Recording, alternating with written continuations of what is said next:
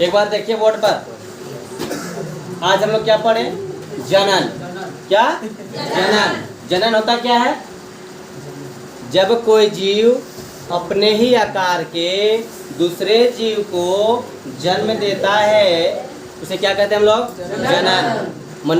मनुष्य को जन्म दिया, जानवर को, गाय अपने ही आकार के, कुत्ता अपने ही आकार के, आम के पेड़ अपने ही आकार के, गन्ना के पौधे अपने ही आकार के, सभी जीव अपने ही आकार के दूसरे जीव को जन्म दे, ठीक है, और वो जीव बड़ा होकर के एक और जीव का निर्माण करे, उसे क्या कहेंगे हम लोग? जनन।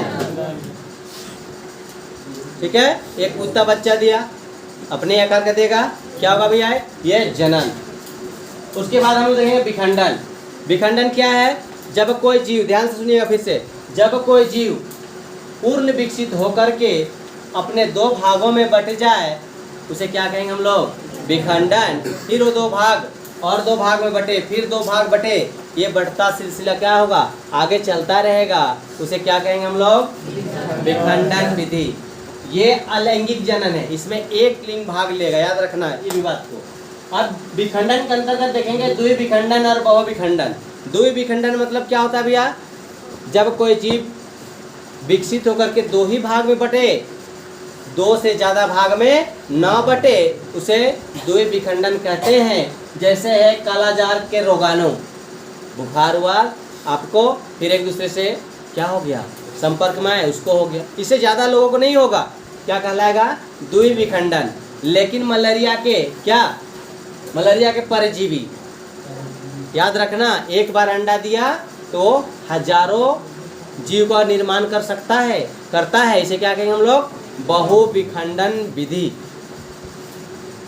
किन्हीं को दिक्कत? उसके बाद हमको देखना है हाँ, पुनर्जनन या पुनरुद्भवन। ये क्या है? जब कोई जीव किसी कारण से खंड खंड जगहों पर बट जाए या विच्छिन्न हो जाए, टुकड़े उसके इतने हो जाएं, लेकिन सभी टुकड़ों से एक नए जीव की उत्पत्ति होती है, उसे हम क्या कहेंगे? पुनर्जनन। फिर समझना इसको, मान लिया जाए एक जीव है ना, अब ये जीव क्या हुआ भैया? टूट टूट के अनेक जीव में बट गया ना। उसके बाद ये जितने जीव बटे हैं वो सभी अपने अपने जगह पर नए जीव की उत्पत्ति करता है, उसे हम क्या कहेंगे? पुनर्जनन जीव। किन्हीं की दिक्कत? इसके अंतर्गत हाइड्रा आता है और क्या आता है? प्लेनेरिया। इनके आप कितना टुकड़े कर दीजिए, टूट के चूर होकर दूर दूर चला जाएगा, फिर भी क्या होंगे? उससे नए जीव की उत्पत्ति होगा, उसे हम क्या कहेंगे? पुनर्जनन। किन्हीं को दिक्कत? ये हमारा क्या है? अलैंगिक जनन। आगे चलेंगे, उसके बाद आएगा कायिक परिवर्धन। कायिक परिवर्धन में क्या होगा? कायिक परिवर्धन में जब वैसे जीव जिनके पत्ते, जिनके तना, जिनके जड़ को अलग कर दिया जाए और इससे एक नए जीव की क्या हो? उत्पत्ति हो, या इसे नए पौधे की उत्पत्ति हो, उसे क्या कहेंगे हम लोग? कायिक परिवर्धन। आप गन्ना देखे हैं? देखेंगे नहीं देखे हैं? गांव घर में तो सब लोग देखा हो गन्ना कैसे लगाते हैं इसको। गन्ना का बड़ा बड़ा होता है, ये क्या 5 से 7 फीट होता है। किसान क्या करता है? इसको काट काट के जगह जगह गाड़ देता है, गाड़ता है ना, उससे क्या होगा? नए जीव की उत्पत्ति। अब नया गन्ना तैयार हो गया। गुलाब के फूल देखे होंगे, माली काट के डाल दिया। अंगूर देखेंगे नहीं देखे? अंगूर का लर होता है ना, अंगूर के लता काट के डाल दीजिए, ऑटोमेटिक क्या हो जाएगा? उससे नए जीव की उत्पत्ति होगा। केला देखे हैं? केला के जड़, उससे एक नए जीव निकलता है, उसको उखाड़िए, डाल दीजिए, क्या कहेगा? कायिक परिवर्धन कहलाएगा। ठीक है, कायिक परिवर्धन क्या होगा?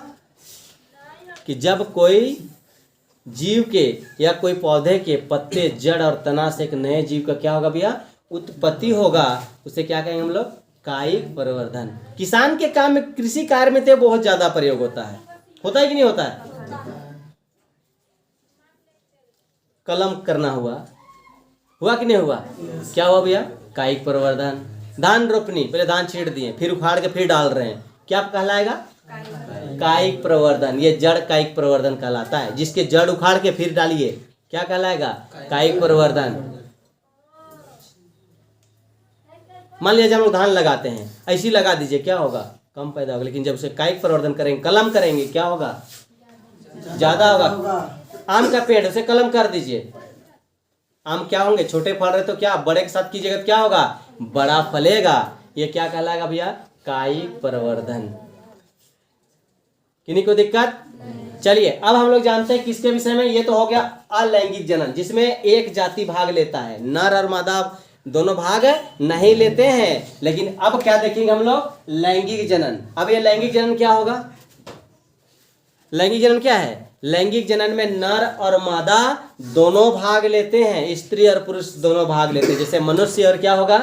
जानवर, दोनों भाग लेते हैं ना, तब एक नए जीव का उत्पत्ति होता है। तो लैंगिक जनन क्या लिखिएगा आप लोग कि जब किसी जनन में नर और मादा दोनों भाग लेते हैं और इन दोनों के भाग लेने के बाद एक नए जीव का उत्पत्ति होता है, उसे हम क्या कहेंगे? लैंगिक जनन। इसके अंतर्गत क्यों कौन कौन आएंगे? मनुष्य आएंगे, सारे जानवर आएंगे।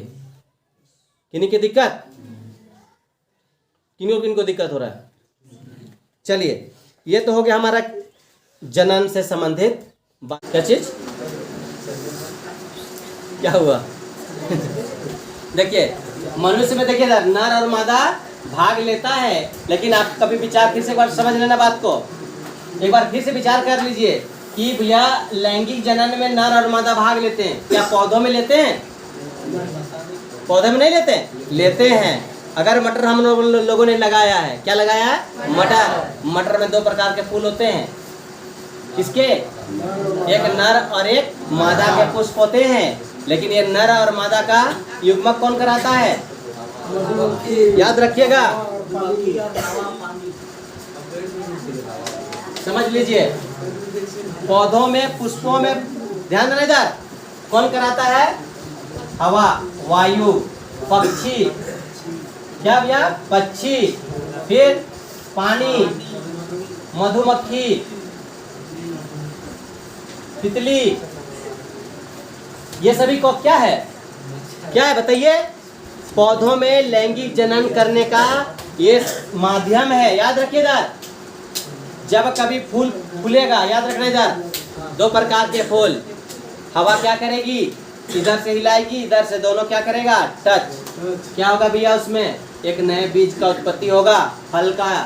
समझ में आ रहा है ना? दूसरा पक्षी, अभी आपको देखे हैं कि पेड़ में, मान लिया जाए कोई बरगद का पेड़, कहाँ पर देखिएगा? कोई जामुन के पेड़ पर या आपके छत पर, कहाँ से आया? हम लोगों ने लगाया। क्या पक्षी क्या करती है? बरगद के फल खाई होगी, आके हमारे छत पर क्या कर दिया? पैखाना कर दिया। इसके पैखाने में क्या थे? बरगद के दाने। हमारे छत में क्या उग गए? बरगद के पौधे। या फिर आप देखे होंगे सामान्य जीवन में, कभी अनुभव करके देखिए कि कोई आम का पेड़ है बड़ा सा, या जामुन का पेड़ है, उस पर पीपल का पेड़ लटक रहा है, बीच में लग रहा है कोई लगा दिया है। लेकिन याद रखिएगा, कोई लगाता नहीं है। समझना बात को, ये सामान्य जिंदगी है। आप सामान्य बच्चे हैं, देखे होंगे घूमते फिरते भी, देखे कि नहीं देखे? कोई पेड़ में, जामुन के बड़ा सा पेड़ है, देखे ना, उसके बीच कहीं कोई डाली से नया सा बड़ा सा क्या निकल गया? बरगद का पेड़। अब लोगों को तो तब नजर नहीं पड़ती जब छोटा रहता है, लेकिन जब वही पेड़ क्या हो गया? बड़ा, नजर पड़ रहा है, जामुन के पेड़ में बरगद कहाँ से आ गया? तो भैया बरगद का फल कौन खाया था? चिड़िया। चिड़िया वहाँ आके क्या कर दी? लैट्रिन या पैखाना कर दी। उस पैखाने में क्या था? बरगद के बीज। अब वो बरगद के बीज क्या हो गए? वहाँ से बड़े हो गए, अब बन रहे क्या? पेड़। ये क्या भैया? लैंगिक जनन के एक स्रोत कौन? पक्षी। पानी क्या है? बारिश होती है या सिंचाई होती है, इस पौधे से टकरा कर उस पौधे में जाना, नर, याद रखिएगा, नर फूल से मादा फूल में टच करना, क्या होगा? नए बीज का उत्पत्ति होगा। आगे मधुमक्खी। मधुमक्खी देखे कि नहीं देखे? तुरंत इस फूल में बैठेगा, फिर उस फूल में, फिर उस फूल।